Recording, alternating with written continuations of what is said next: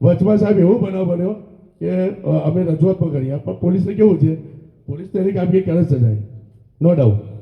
નકલી પોલીસે વ્યવહાર કરીને ગઈ, પછી અસલી પોલીસને ખબર પડી જાય ડ્રગ્સ બાબતેના અંદર.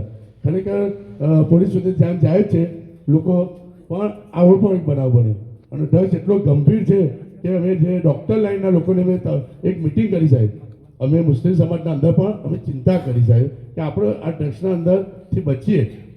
તેના અંદર સાહેબ કાયદો ના કહેવું જોઈએ, 1 મહિનાની અંદર એટલો રિપોર્ટ આવ્યો, 9 લાખ રૂપિયાનું ડ્રગ્સ વેચાયું.